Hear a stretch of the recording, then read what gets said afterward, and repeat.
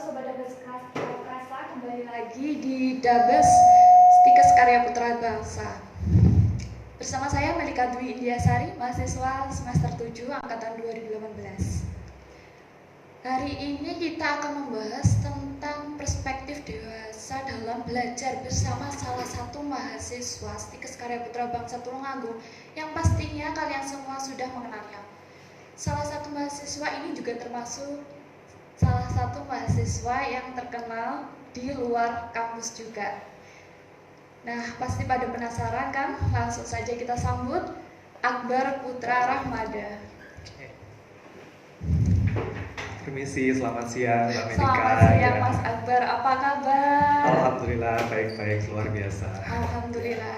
Gimana Mas kabarnya, sehat, walafiat? Sehat, alhamdulillah. Sudah bulan lalu saya terjangkit COVID-19, tapi alhamdulillah sekarang sudah kembali pulih lagi, kembali sehat lagi, alhamdulillah. Alhamdulillah. Ya. Mas Akbar. Oke, tamu kita hari ini adalah salah satu mahasiswa yang termasuk juga duta kampus Stikes Karya Putra Bangsa Tulungagung tahun 2019 ya Mas? Iya, betul sekali. Mungkin sebagian teman-teman belum ada yang mengenal Mas Akbar. Boleh memperkenalkan diri? Oh, silakan. siap. Betul yang dikatakan host kita hari ini, Mbak Melika. Saya adalah mahasiswa Stikes Karya Putra Bangsa Tulungagung angkatan 2019. Saat ini saya menempuh pendidikan semester 5 dan saya juga menjabat menjadi duta kampus Stikes Karya Putra Bangsa sejak tahun 2019, tepatnya bulan November hingga saat ini. Betul yang dikatakan. Iya, Mbak. Ya, Mas Akbar. Oh ya, sesuai tema kita hari ini, perspektif dewasa dalam belajar ya. Betul. Kita akan memaparkan lebih jelas memaparkan lagi ya. lebih jelas lagi ya. Apa itu perspektif dewasa dalam belajar ya? Ini saya sedikit ada pertanyaan. Iya, saya kan silakan. penasaran ya. Iya. Ini kira-kira Mas Akbar itu kan hobinya mungkin apa Mas? Hobinya. Kalau saya hobi dengan kegiatan belajar akademik itu berbeda ya. Jadi akademiknya itu sangat berbeda sekali dengan hobi. Hobi saya di bidang olahraga dan juga bidang musik. Jadi saya ingin menggabungkan keduanya menjadi suatu hobi yang bisa menunjang kreativitas saya, yaitu marching band. Wah, marching band. Ini kan Mas Akbar hobinya marching band. Iya. Kemudian masuk ke jurusan Farmasi. Iya. Nah, itu bisa diceritakan sedikit gimana Mas sih ceritanya kok bisa gitu loh? Oh iya. Banyak yang tanya seperti itu, keluarga-keluarga yang lain, kerabat yang lain juga bertanya seperti itu. Kenapa sih Akbar kok milihnya dunia farmasi, dunia kesehatan? Kenapa hobinya di marching band? Kenapa tidak masuk di perkuliahan jurusan musik atau seni? Kenapa memilih farmasi? Karena saya berpedoman pada diri saya tidak mau menjadikan hobi saya itu menjadi terpaksa. Ya, jadi dalam perkuliahan atau pendidikan itu berbeda sekali dengan hobi. Hobi itu untuk mengembangkan diri, untuk mendisiplinkan diri juga, untuk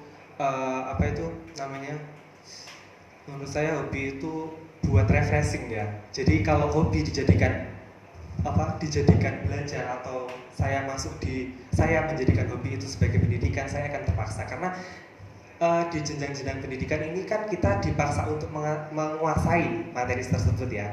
Jadi saya nggak mau hobi saya jadi terpaksa.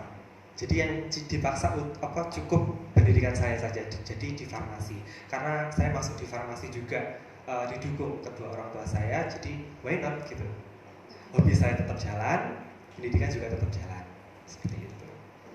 Ya. Berarti keluarga mendukung Mas Akbar gitu. Sangat mendukung sekali. Walau sebelumnya saya juga disarankan untuk masuk di dunia musik, tapi saya memilih untuk di farmasi karena kebanyakan background keluarga juga dari kesehatan dan saya ingin meneruskan itu. Kalau saya mampu, kenapa tidak gitu? Ya. Kata Mas Akbar tadi backgroundnya dari keluarga kesehatan. Iya. Kalau boleh tahu itu siapa Mas? Ada orang tua saya, ibu saya. Ya. Ibunya Wakas Mas Akbar. Ibu saya sebagai bidan. Nah di situ mampu menunjang kuliah saya juga. Saya kalau tanya-tanya soal pelajaran ini dan itu, beliau nyambung. Jadi untuk belajar kami sekaligus sharing-sharing juga tentang seperti itu. Oh begitu, Ya. sekaligus sharing-sharing. Jadi Mas Akbar kalau di perkuliahan kan nanti ada kayak pelajaran materi atau materi yang tidak dimengerti, Iya. itu tanyanya ke ibu juga Iya, atau ke ibu. gimana? Jadi saya itu ada 3 tingkatan dulu, ke ibu dulu. Kalau ibu nanti kurang puas, bisa tanya teman. Kalau tanya teman kurang puas, lalu tanya dosen. Nah, seperti itu ya Iya. Mas Akbar ya, jadi. Iya.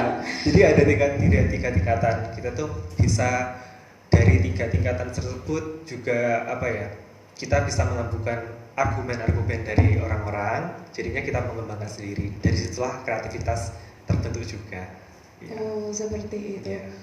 Mas Akbar dulu itu dari SMA atau SMK ya? Saya dari SMA. Oh dari Iya, SMA. salah satu SMA di Kabupaten Blitar.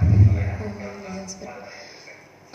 Kan dari SMA masuk ke perkuliahan di Iya. farmasi. Itu kira-kira perbedaannya dalam metode pembelajarannya itu gimana Mas? Kalau ngomong-ngomong soal perbedaan kuliah antara di SMA ya, Iya. itu sangat berbeda sekali. Kalau di SMA dulu kan kita waktu belajar dari jam, maksudnya masuk sekolah dari jam 7 hingga jam 16 sore, jam 4 sore. Itu sampai rumah juga masih ada tugas-tugas yang lain. Jadi perbedaannya di kuliah ini kan dari jam 8 hingga paling full sampai jam 2 siang biasanya. Jadi lebih fleksibel juga. Jadi SMA itu padat, kuliah itu lebih fleksibel. Jadi bisa digunakan kegiatan-kegiatan lain, terus mengembangkan diri yang lain itu bisa. Gitu. Lebih fleksibel aja sih. Lebih fleksibel Iya. gitu ya. Kalau tadi kan perbedaannya. Perbedaan. Sekarang persamaannya. Oke, persamaannya ini cukup susah sekali ya, Oh, karena persamaan kebanyakan sama sih, karena kan kita jurusannya farmasi dan saya dulu SMA-nya juga MIPA, dulu juga sempat di kelas olimpiade juga. Jadi masuk di perkuliahan farmasi ini juga menurut saya sama-sama aja gitu.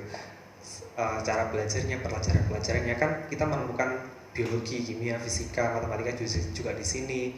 Semua itu di SMA diajarkan dasar-dasarnya, lalu di perkuliahan ini ketemu lagi dari dasar, lalu nanti dibuka perlahan-lahan dari mulai pelajaran teori, lalu prakteknya seperti apa. Dari situ kan kita menjadi paham, oh dulu itu SMA itu mempelajari seperti ini, ternyata hasilnya seperti itu, gitu.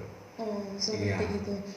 Kemudian kan ini Mas Akbar itu duta kampus Tikes Kartrasa tahun 2019. Tahun 2019. Iya.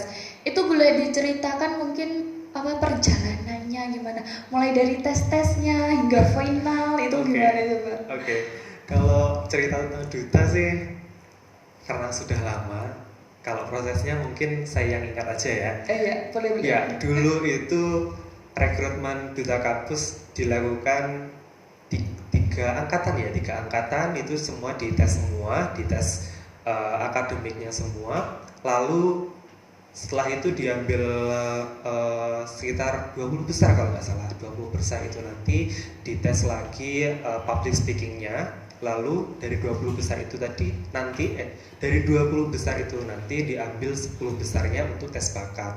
Setelah tes bakat, lalu finalnya ditentukan duta 1, duta 2 yang terfavorit seperti apa itu di situ.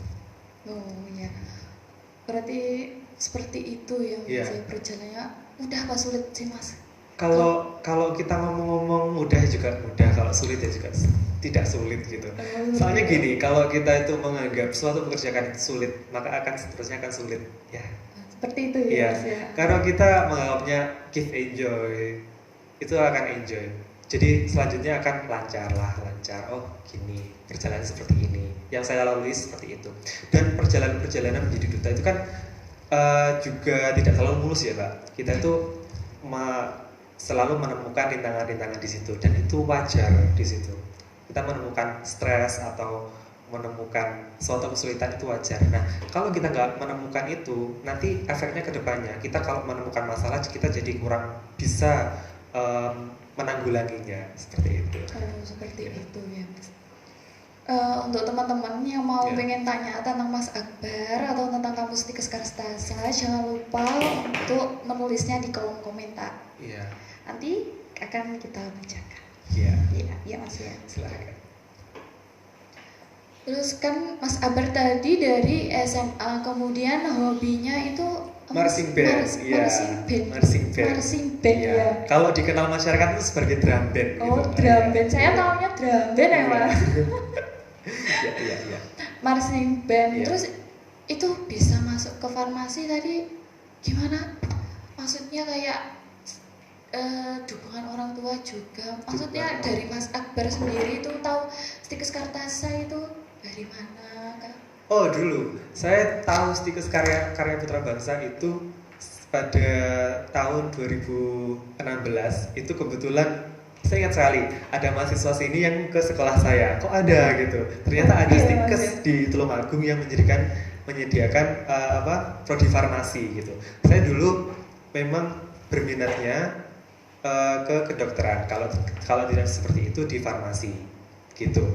Jadinya kalau di kedokteran saya itu tidak ada rezeki di situ, saya akan mengambil farmasi. Tapi bukan berarti saya menjadikan Stikes Karya Putra Bangsa ini sebagai pilihan terakhir, gitu. Justru saya setelah lulus SMA, saya langsung daftar di sini, gitu. Jadi menjadikan Stikes Karya Putra Bangsa itu pilihan pertama saya. Dan kok sepertinya saya akan berkuliah di sini, tapi ternyata beneran gitu. Bisa seneng ya berarti Mas ya. Iya, cukup senang soalnya gimana ya, minat sejak di SMA juga di farmasi, dan kuliahnya juga selama ini saya nggak terpaksa, saya enjoy aja gitu. Enjoy Iya, aja gitu. enjoy. Enak ya kita itu. Iya, enak. Oh, enjoy aja. Mas Akbar, Iya. ini kan marching band, Iya. terus kuliah. Oke.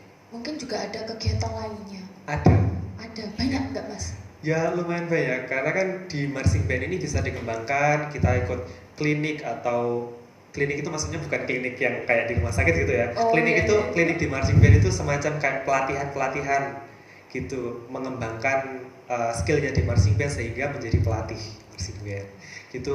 Kan kegiatan lain selain bermarching band, di marching band itu bisa juga melatih, ada privat atau melatih suatu tim di sekolah-sekolah, itu bisa. Jadi kegiatan saya seperti itu. Selama dari ini juga kebanyakan lomba virtual ya. Jadi saya dipanggil untuk melatih secara privat gitu. Waduh, enak nggak Mas ngelatih gitu Mas? Ada enaknya, ada enggaknya. Yang enaknya pasti ada fee-nya ya. Oh, itu enaknya Iya, itu ya. enaknya itu, kalau nggak enaknya itu pasti prosesnya, yang anak-anak yang kita ajar itu menjadi bisa itu perlu prosesnya, itu tidak mudah gitu. Menjadikan anak menjadi bisa dan menjadi dia mental juara itu menurut saya cukup sulit ya, perlu proses gitu. Aktivitasnya kan ini cukup sibuk mungkin ya Iya. Mas. Itu bagaimana sih Mas Akbar mau manage waktunya Oke, gitu? masalah manajemen waktu. Saya kan bukan saya saja, tapi hampir semua mahasiswa selalu punya gadget ya, selalu punya HP. Iya. Ya, itu kita pergunakan semaksimal mungkin. Android atau perangkat-perangkat lain zaman sekarang kan selalu ada membaca seperti PDF atau PowerPoint gitu kan. Jadi ada juga Note gitu. Note itu saya pergunakan untuk menulis kegiatan-kegiatan saya. Jadi range waktunya jam berapa sampai jam berapa, waktu untuk istirahat jam berapa sampai jam berapa, waktu untuk belajar jam berapa sampai jam berapa, seperti itu, sehingga semuanya itu bisa terjadwal gitu. Dan di sela-sela kesibukan kan ada HP. Ya, HP itu tadi kan seperti yang saya katakan bisa membaca PDF. Nah, materi-materi dari dosen kan kebanyakan di-share di PDF ya, kalau nggak gitu di PowerPoint. Di sela-sela kesibukan atau kegiatan di luar kuliah kan bisa membuka itu. Jadi bisa sambil belajar atau sambil mereview materi gitu. Jadi semuanya bisa berjalan tanpa harus kita itu pusing gitu. Tapi kalau pertama-pertama pasti pusing ya, pasti bingung, wah habis ini ngapain ya, gitu. Jadi kalau adanya notes untuk jadwal itu tadi itu untuk pedoman kita gitu. Terus HP kita fungsinya yang lain sebagai belajar itu tadi, membaca PDF dari dosen atau membaca PowerPoint dari dosen itu bisa seperti itu. Seperti itu. Pernah lupa enggak sih kalau gitu? Lupa dalam artian gimana nih Mbak? Lupa kalau misalnya ada jadwal terlalu padat terus jadwal berikutnya gitu lupa itu pernah enggak? Kalau awal-awal masalah ngomongin lupa pasti orang itu adalah ya pasti pernah lupa. Tapi dengan berjalannya waktu sekitar 2 minggu sampai 1 bulan itu sudah hafal dan sudah terjadwal tersendiri gitu. Jadi kalau habis ini kegiatan di sana, habis ini kok belajar, habis ini santai nih nongki gitu sambil belajar kan.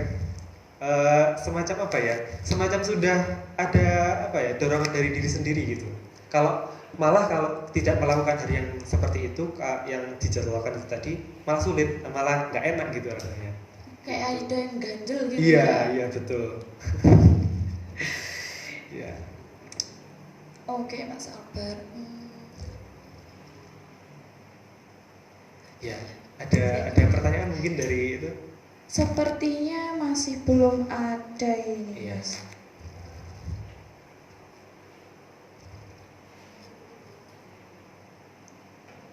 Nah, ini tema kita hari ini kan perspektif dewasa dalam belajar. Yeah. Menurut Mas Akbar, gimana sih caranya menyikapi metode belajar yang misal kurang cocok atau sesuai dengan diri kita gitu? Oke. Kalau ngomong-ngomong strategi belajar ya, strategi belajar itu kita harus mengenali diri kita sendiri.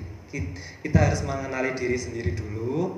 Cara belajar kita itu seperti apa, waktu-waktu yang cocok itu seperti apa. Biasanya orang itu menyarankan waktu itu pagi untuk belajar gitu. Tapi kan tidak semua orang nyaman waktu pagi. Ada juga seperti saya kalau belajar selalu malam di atas jam 10 gitu, 10 malam sampai jam 12 malam itu waktu-waktu yang dimana sangat sunyi ya kalau malam itu. Jadi ini Mas Akbar apa enggak takut kalau gitu belajar malam-malam gitu sendiri gitu?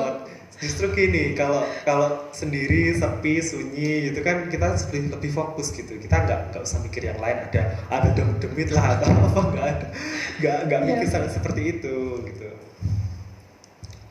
Strategi belajar itu tadi ya mengenali diri sendiri dan kita membuat jadwal kayak yang saya sampaikan tadi gitu. Notes tadi gitu. Iya, harus ada jadwal, harus ada pedoman diri sendiri gitu. Jadi kalau tidak ada pedoman diri sendiri itu nanti kehidupan kita kayak kerasanya abstrak gitu. Kayak terlalu kondisional, dan kondisional itu baik, tapi kan tidak selamanya kondisional itu baik. Bisa jadi kita gini, kalau kegiatan kalau kehidupan kita itu abstrak, kita tuh cenderung kayak gimana ya, malas aja mau ngapain gitu. Kalau abstrak itu malas ya Mas. Terus kalau gelap itu gimana? Gimana? Kalau gelap itu gimana? Kalau gelap itu itu tidak terdefinisi ya, tidak terdefinisi. Nih, belajar. Pasti kalau kita belajar menemukan materi yang sulit atau yang kita kurang mengerti, apalagi kalau Mas Akbar belajarnya tengah malam ya Mas, malam-malam di malam yang sunyi. Iya. Gimana? Nah, itu pasti pernah mengalami kayak stres, aduh ini gimana, ini kok susah, itu cara menghilangkan stresnya Mas Akbar itu gimana? Oke. Jawab dari mana dulu ya? Kalau stres, semua orang pasti pernah ya. Menemukan kesulitan yang bertubi-tubi misalkan, itu semua orang pasti pernah. Tapi bagaimana kita menyikapi stres tersebut gitu? Misalkan kita kalau malam ini kita menemukan materi yang kita tidak bisa pelajari, itu besoknya waktu pagi atau saat perkuliahan kita bisa sharing bersama teman atau dosen gitu.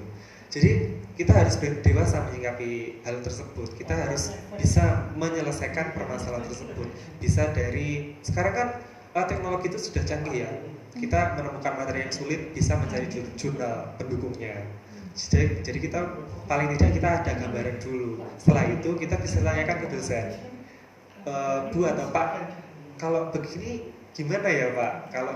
Kalau begitu gimana? Jadi seperti itu Mbak. Jadi menyikapi stres bisa dengan refreshing atau dengan hal itu tadi, menyelesaikan diri sendiri. Kalau Mas Akbar refreshingnya itu gimana Mas? Saya Ya, penasaran Mas. oke. Kalau saya refreshingnya yaitu tadi dengan mendalami hobi gitu. Oh, mendalami Saya hobi. menjadikan hobi kan tidak sebagai paksaan. Saya enjoy gitu. Meskipun banyak orang yang menganggap wah Akbar ini kegiatan wae sih gitu.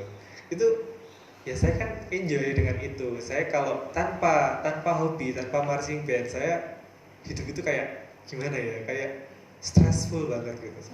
Tapi kan Mas Akbar kan belajarnya malam. Ya. Terus nanti tiba-tiba kayak stres. Ya masa malam-malam mau apa itu marching band nih mau? Tidak, saya mencari hiburan lain, contohnya Contohnya apa, Mas? nonton YouTube, nonton Oh. film gitu. Oh, seperti itu. Iya.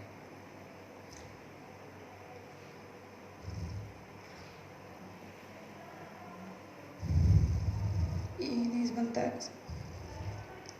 Untuk teman-teman yang mau bertanya, silakan ditulis pertanyaannya di kolom komentar. Jangan lupa ya. Iya. Oke, Mas Akbar, mungkin tenggorokannya saya lihat itu kayak gimana gitu. Boleh Mas diminum dulu, Iya, Mas? silakan ya. Silakan. Silakan Mbak Melika. Oh, iya.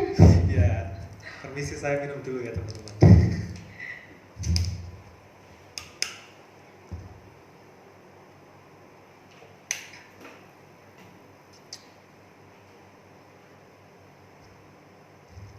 Oke, saya yang ganti tanya nih sama Mbak Melika. Aduh. Kan Mbak Melika ini juga Ini saya diberi anggota duta juga ini.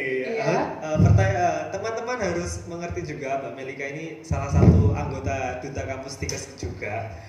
Saya kalau boleh tanya, Mbak Melika dulu bisa jadi duta itu gimana? Tahun berapa juga? Oke. Saya dulu itu jadi duta kalau tidak salah itu tahun 2018. Oh iya, saat angkatan pertama ya, maksudnya Maksud tingkat saya pertama ya, waktu semester 1. ya Iya. semester 1 waktu itu saya apa ya kayak sama kayak Mas Akbar itu mengikuti tes gitu, mengisi formulir iseng-iseng aja gitu. Iya, iseng-iseng aja tahunya. Ngumpulin formulir ke panitianya, setelah itu dapat pengumuman selama gitu. Waduh gitu. Terus Gini, bergabung di duta sehingga bergabung di duta sehingga diterima menjadi duta, diakui menjadi duta itu ada tanggung jawab tersendiri atau ada dorongan tersendiri atau ada paksaan dari yang lain atau merasa gimana? Merasa terpaksa atau merasa enjoy aja gitu? enjoy aja Ya, tanpa enjoy aja. paksaan. Teman-teman saya menjalani diri sebagai duta itu juga enjoy aja. Banyak pengalamannya waktu seleksinya itu kan. Kan Ya. kita waktu itu saya ada salah satu pemateri itu namanya Mas AA. Iya. Ya. Lalu? Lalu kan kayak dikasih tahu nanti jangan minder kalau di depan orang banyak itu. Tapi saya tetap aja minder. Ya seperti itu mungkin. Oke, baik. Kalau dari cara belajarnya Mbak Melika nih gimana Mbak? Waduh, kalau Sama nggak kayak saya Mbak? berbeda Oh, Mas. berbeda Kalau sekali. saya cenderung belajar itu di pagi hari. Oke, di pagi hari. Jadi bangun tidur itu sholat dulu kan subuh. Iya. Setelah itu saya belajar merangkum materi semalam. Kalau malamnya itu saya mengumpulkan kayak PowerPoint-nya dari dosen. Itu saya lihat-lihat. Kemudian saya ada kayak seperti dibintangin itu loh. Oh iya, difavoritkan. Difavoritkan. Nah itu paginya saya buka lagi, saya belajar lagi. Seperti itu kalau saya. Oke. Ya cukup menarik sekali ya. Bisa dijadikan referensi teman-teman untuk bagaimana cara belajar yang menurut kita itu nyaman gitu. Kita Yang tidak nyaman buat diri sendiri gitu cara belajarnya. untuk Asalkan strategi. tidak tertekan, Iya. kemudian tidak menjadi stres karena terlalu banyak pelajaran atau terlalu banyak tugas gitu. Senyamannya kita ya Mas ya. Betul sekali itu. Karena gimana ya Mbak, kalau strategi belajar itu hanya sebagai referensi kita ya. Tapi cara belajarnya itu timbul dari diri sendiri gitu. Tidak bisa mempelajari metode dari si ini kita terapkan, itu tidak bisa. Itu muncul dari diri sendiri gitu Mbak. muncul dari diri sendiri. Iya. Untuk selanjutnya kan kita sesuai tema nih Mas. Iya. Kita enaknya itu kayak Mas Akbar punya tips gak sih? Tips untuk belajarnya gitu? Atau Untuk yang lebih saya mudah. terapkan aja Ya, yang diterapkan oleh diri sendiri juga nggak apa-apa. Mungkin teman-teman juga bisa meniru dari strateginya atau tipsnya Mas Akbar gitu ya. Ya. Untuk cara belajar yang saya terapkan itu kuliah ya. Ini ngomong-ngomong tentang kuliah ya. Kuliah kita biasanya normalnya Senin hingga Jumat. Ya, Sabtu dan Minggu kita libur ya. Iya, kita Ya. libur Mas. Ya. Senin sampai Jumat. Nah, start belajar itu sebisa mungkin itu hari Minggu, Mbak. Jadi start belajar mandiri itu adalah hari Minggu, lalu diakhiri hari Kamis. Seperti itu. Jadi materi untuk hari Senin dipelajari pada hari Minggu, materi untuk hari Selasa dipelajari pada hari Senin. Jadi kayak kita tuh gini, kunci biar tidak terlalu telat mikir waktu kuliah itu adalah seperti itu. Jadi belajar sebelum waktunya gitu. Kita mereview dulu. Jadi sebisa mungkin otak kita tuh nggak kosong gitu. Oh gitu. Nah setelah hari Senin, materi hari Senin itu apakah diulang lagi? Wajib diulang lagi. Wajib Belajar diulang itu lagi. harus setiap hari. Belajar itu harus setiap hari. Iya, Nanti kalau harus setiap hari. semisal ada yang bosen gitu gimana Mas? Ada yang bosen kan kita ada kegiatan lain. Contohnya kita bisa jalan-jalan sama teman-teman gitu. Itu bisa dijadikan gimana ya, pelarian untuk supaya itu belajar tidak stres gitu. Yang saya terapkan seperti itu. Sekali-kali saya ada jalan-jalan juga, tapi di sela-sela jalan-jalan itu saya ada belajar nih. Kalau yang saya terapkan juga itu menguji diri sendiri. Menguji diri sendiri itu seperti ini. Kita seharian diterangkan oleh dosen ya. Diterangkan oleh dosen lewat PPT, kan dosen ngomong terus. Kita mencatat yang penting-penting saja. Tapi setelah dicatat yang inti-intinya itu, dari inti-intinya itu kita jabarkan sendiri. Kita jabarkan sesuai apa yang kita diingat pada pelajaran yang sebelumnya diajarkan. Jadi kita menulis dari intinya tersebut, ditulis. Lalu kita mencocokkan dengan jurnal atau buku yang dibawakan tadi. Jadi, oh benar nggak sih kita itu menjabarkannya seperti ini, benar apa tidak gitu.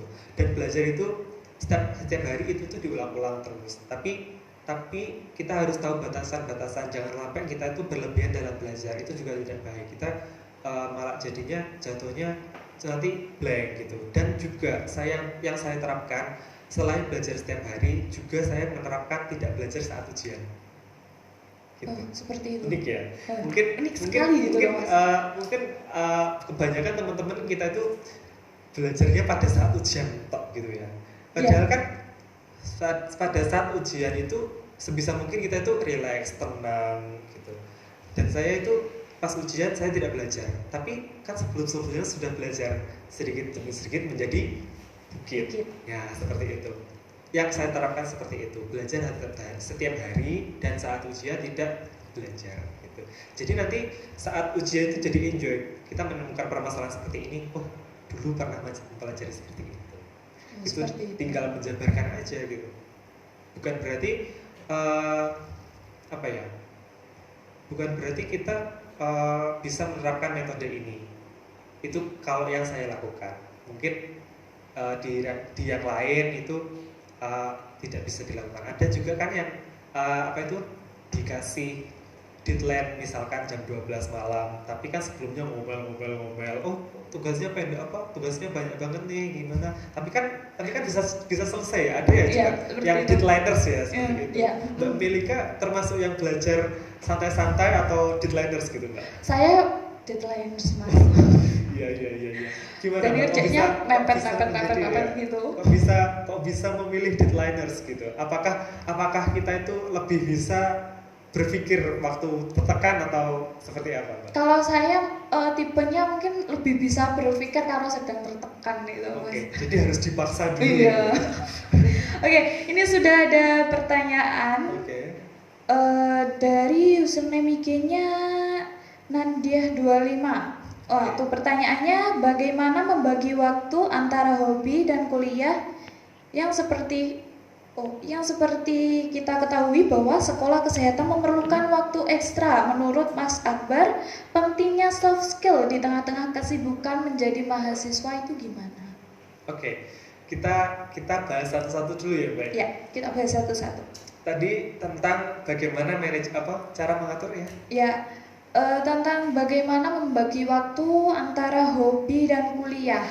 Oke, membagi waktu antara hobi dan kuliah. Kalau nggak ada hobi, menurut saya sepi ya, hampa gitu, hampa. Terus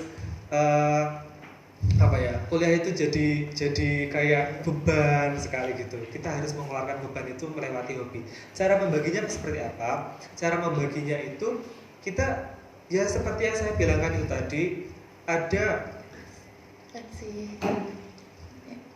boleh dilanjut ya? Iya, boleh lanjut saja. Mohon maaf saya mengganggu ya tadi, Mas. Oke, Mbak. Silakan. Pembagian itu tadi seperti yang saya jelaskan, mencatat jadwal-jadwal, lalu setelah jadwal-jadwal itu kita harus penuhi. Misalkan jam 7 pagi sampai jam 12 siang kita waktunya kuliah. Ya udah itu kuliah, kita nggak boleh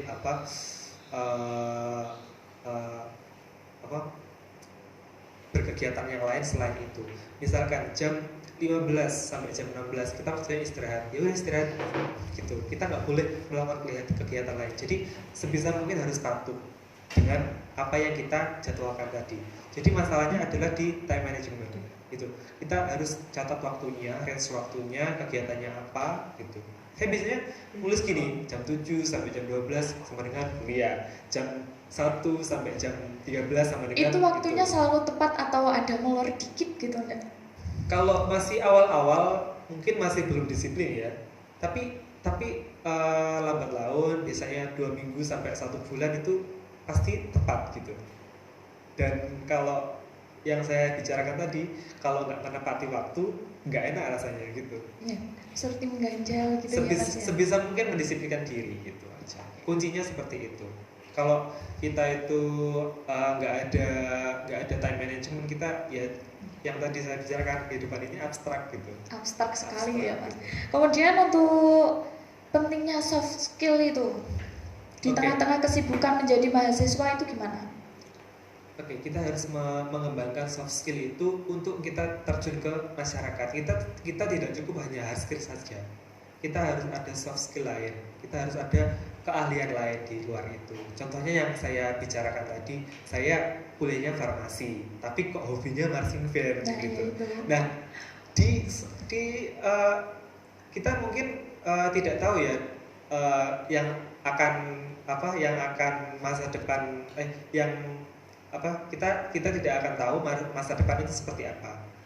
Yang kita tahu, kita harus menyiapkan dari sekarang. Kan kita tidak tahu nanti saya misalkan lulus dari sini lalu mengejar profesi, lalu saya menjadi apoteker dan mempunyai apotek gitu.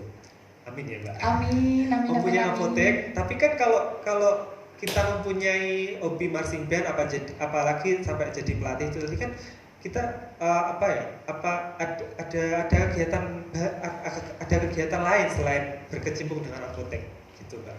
Jadi misalkan gini, kan lebih seru lagi tuh hidup kita itu penuh kegiatan. Jadi kita habiskan masa-masa kehidupan kita itu masa muda ya.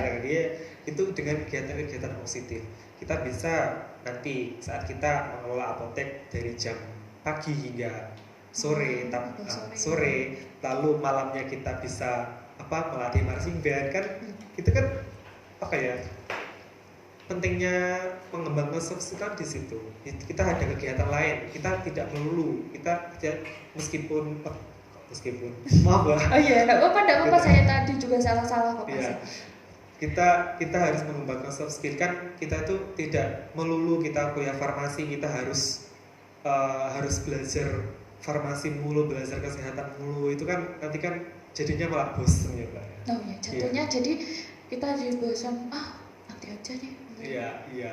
bosan. Oke, lanjut ke pertanyaan selanjutnya. Itu dari Bu Rahmadian. Ya. Bagaimana pendapat Mas Akbar tentang attitude yang baik yang akan membantu dalam perkuliahan? Contoh yang pernah dialami. Contohnya yang pernah Mas Akbar alami itu apa? Attitude yang baik, masalah attitude.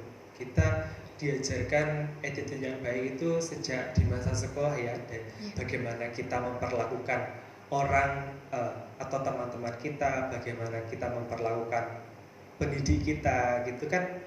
Ada perbedaan-perbedaan ya di situ. Kita attitude yang baik itu dengan dosen itu kita harus berbicara dengan sopan. Kalau berbicara dengan temannya juga harus sopan, tapi ada gimana ya? Candaan. Sopan ya, seperti itu Mbak. Candaan gitu ya. Sedikit candaan, tapi bukan berarti sopan itu kita harus kaku gitu. Sopan itu gimana ya Mbak? Kalau gimana Mbak? Ya, dosen, kalau kita berbicara dengan dosen kan kita harus sopan, tapi bukan berarti kita kaku ya Mbak. Kalau kaku kan kita kayak gimana ya? Terlalu menganggap dosen itu gila hormat gitu kan? Gitu kan? Ya betul. Oh iya, seperti itu. Terus Mas Akbar?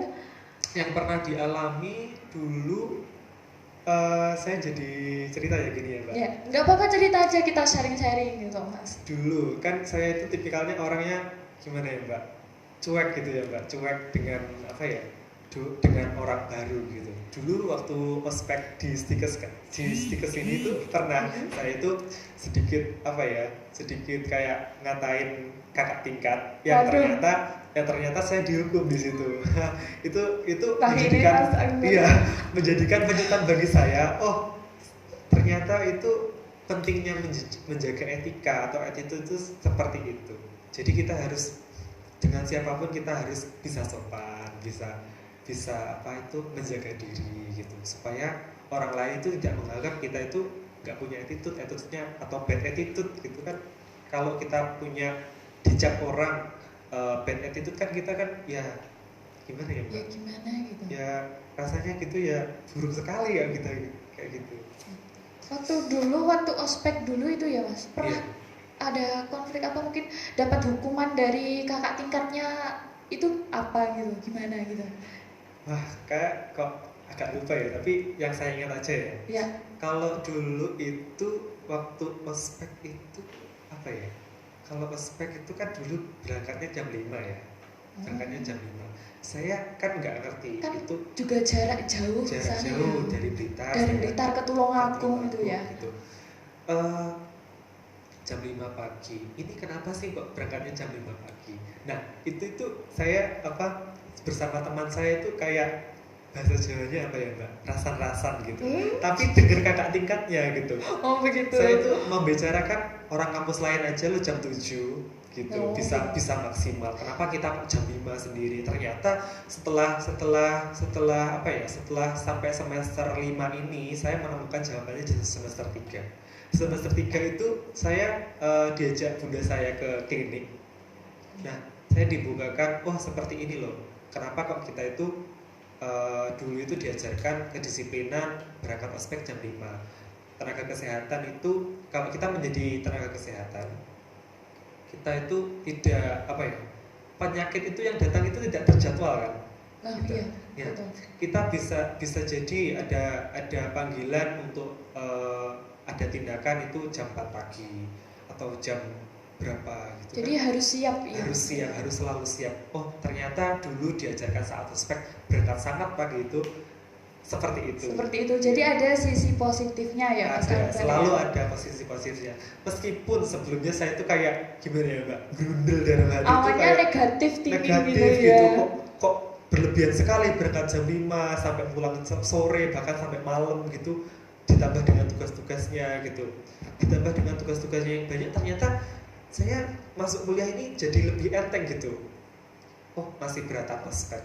Saya tuh mikir tugas itu selama perkuliahan tidak pernah merasa berat gitu. Jadi sudah dibiasakan pada saat akan masuk Stikes ini lewat ospek itu tadi menjadi kebiasaan, dan kedepannya ketika ada masalah kita bisa menyelesaikan dengan lebih baik seperti itu. Oh, seperti itu ya. Oke, untuk pertanyaan selanjutnya nih Mas, dari Ratih underscore 933, Iya. tips supaya belajar lebih fokus tanpa memikirkan kesibukan yang lain. Oke, itu masalahnya ada di time management tadi. Di time management tadi ya.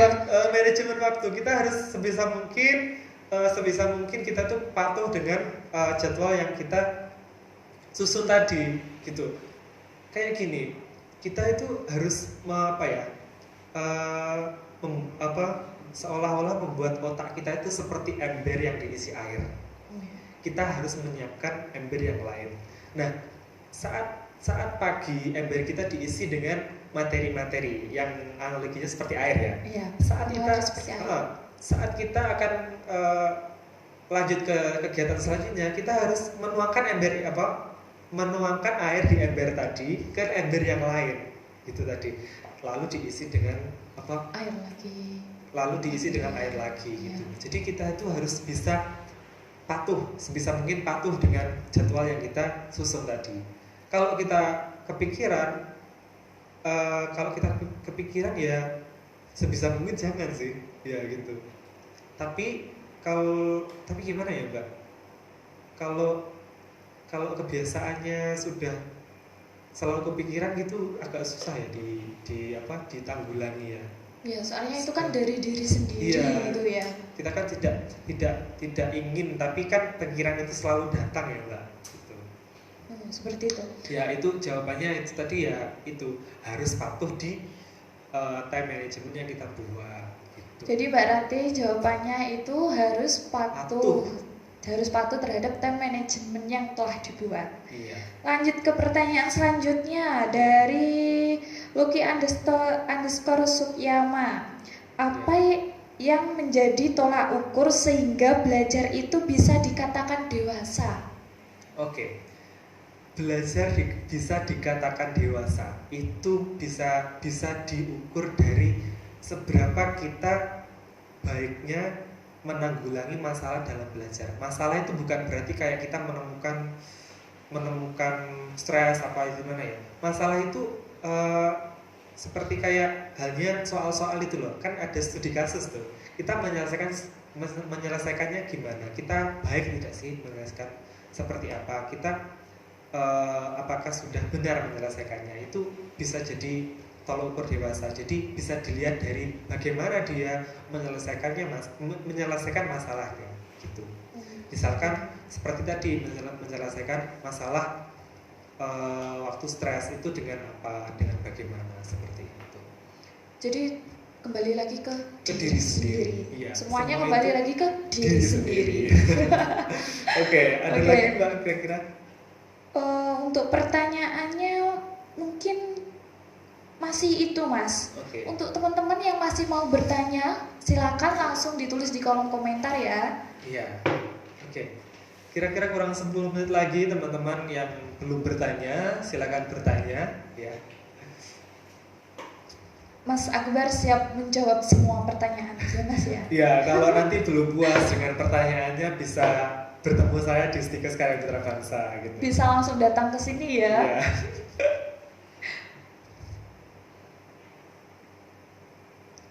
Tidak ada ya Mbak? Masih belum ini ada. Mas.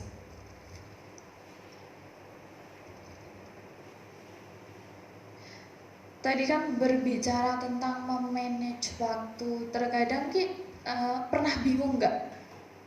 Bingung dalam artian kayak ada di suatu keadaan Mas Akbar itu benar-benar kayak capek pusing gitu. Capek pusing gitu. Saya kok belum pernah ya. Belum pernah gitu. Ada pernah. Waktu biasanya gini. Kita itu kan waktu kuliah pasti terjadwal ya. Waktu kuliah dan kegiatan pasti terjadwal. Tapi nanti bingungnya itu pada saat kita itu libur kuliah gitu. Kan ada loh. Setiap ujung semester atau akhir semester kan pasti ada liburnya. Liburnya biasanya 2 minggu ya Mbak. Itu kegiatan-kegiatan yang tadi kita lakukan, kita susun itu kita ketemu libur jadi bingung kita mau ngapain gitu. Bingungnya saya di situ kalau paham saya. Kalau sekarang kan kita lagi pandemi seperti ini, pembelajarannya kan menjadi daring gitu ya Mas. Itu gimana menurut Mas Akbar pembelajaran daring untuk diri sendiri? Perbedaannya mungkin kalau masuk di Luring kuliah, ya luring itu gimana? Oke. Kalau ngomongin soal daring, Ya. kalau ngomongin soal daring, menurut saya kok kurang puas ya Mbak. Kurang bisa masuk. Tapi poin positifnya kita bisa fleksibel dengan kegiatan lain. Gitu. Oh, seperti itu. Fleksibelnya gini, kita menghemat waktu. Misalkan kuliah jam 7 hingga jam 12 itu untuk berlanjut ke kegiatan lain itu kita tidak perlu waktu banyak. Kan kalau kita masuk kuliah kita perlu waktu banyak ya Mbak. Ya. Perlu pulangnya gimana, nanti ganti bajunya, nanti mandinya ulang seperti apa. Semua kegiatan gitu. Di waktu ya Mas, iya, dilakuin gitu. Harus ada waktunya. Kalau luring pun seperti itu. Tapi positifnya di luring itu lebih puas belajar gitu. Kita bisa langsung ketemu pendidiknya langsung, bisa langsung tanya langsung. Kalau kita nggak paham langsung bisa langsung tanya, langsung bisa bertanya tanpa kita itu menunggu dulu. Kalau dari kan biasanya kita menunggu balasan dulu ya. Kita menghubungi dosen A misalnya, kita nggak tahu nih kegiatan dosen yang A itu seperti apa, kita harus menunggu dulu waktunya. Oh, seperti itu. Jadi semua itu ada plus minusnya. Ada plus minusnya. Iya. Lebih enakan pembelajaran luring ya Mas ya. Iya, menurut saya seperti itu. Bisa ketemu teman juga gitu ya. Jadi kayak belajar itu nggak bosen gitu. Kita bisa bertukar pendapat dengan teman-teman yang lain kan. Gitu. Pernah ada perbedaan pendapat nggak sama teman kalau ada materi yang kurang dimengerti gitu? Kalau itu sering Mbak.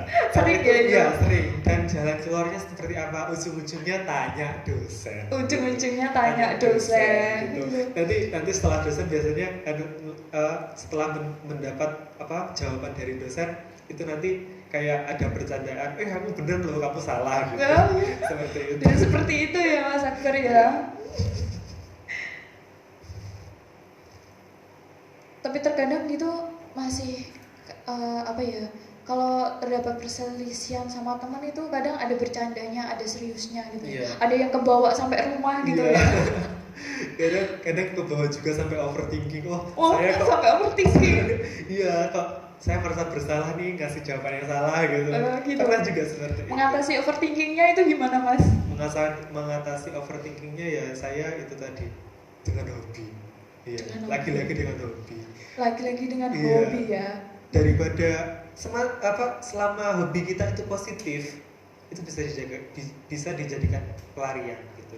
Kan ada tuh yang remaja-remaja zaman sekarang, saya tidak menyinggung siapapun ya. Tapi kan kebanyakan remaja sekarang itu kalau di perkotaan yang kota-kota besar atau di daerah metropolitan itu kan pelarian ke diskotik atau ke mana gitu kan banyak. Itu kalau kota-kota besar ya. Iya.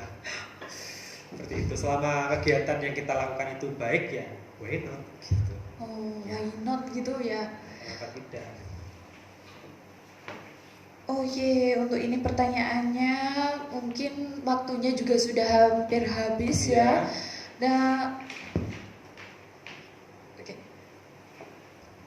gimana Mas? Kalau waktunya sudah mau habis. Sebentar, ini di depan kita ada piala belum dijelaskan ini. Ya, ada banyak piala sekali. Iya. Iya, bisa dijelaskan Mas Akbar. Saya penasaran sama piala yang paling besar ini. Kira-kira apa ini ya Mas? Untuk piala-piala di depan ini adalah sebagian dari yang saya dapatkan selama berkegiatan di luar kuliah ini. Dari marching band atau duta itu dapatnya ya ini Mbak. Apalagi sekarang kan lagi pandemi ya Mbak ya. Iya. Itu lagi marak-maraknya kompetisi virtual gitu. Kita tuh bisa berkreasi lewat menyalurkan kreativitas kita dengan mengikuti lomba-lomba virtual. Ya, hasilnya seperti ini. Gitu. Ini masih sebagian aja ya, masih Mas? sebagian. Ya. Masih banyak lagi berarti di Masih rumah. banyak Waduh, lagi. hebat sekali Saking Mas banyaknya Akbar lomba, ini. ya, saking banyaknya lomba virtual. Kalau kita itu mau berkreasi, mau berkreativitas, kalau kita mau salurkan ya kenapa tidak gitu. Oh, iya. Itu Kenapa kan tidak? menambah penghargaan, menambah sertifikat, siapa tahu nanti bisa ditukarkan dengan poin SKP, nanti bermanfaat gitu saat yudisium gitu, jadi bisa mudah lagi untuk urusnya. Oh, seperti itu ya Mas Akbar. Oke, karena waktunya juga sudah habis dari Dabes hari ini dengan bertemakan diskusi asik bersama Stikus Karya Bangsa bertemakan perspektif dewasa dalam belajar Ya. bersama Mas Akbar. Untuk teman-teman yang masih punya pertanyaan yang belum sempat ditulis di kolom komentar, bisa langsung tanya ke Mas Akbarnya, datang langsung ke Stikes sambil jalan-jalan melihat kampus ya Mas ya. Berkunjung ke laboratorium gitu, seperti itu ya Mas ya. Iya, betul. Oke, mungkin itu saja ya. Seperti itu. Saya Akbar Utara Hamada dan saya Melika Dwi Indiasari mengucapkan selamat siang dan sampai jumpa di Dabes selanjutnya. Terima kasih.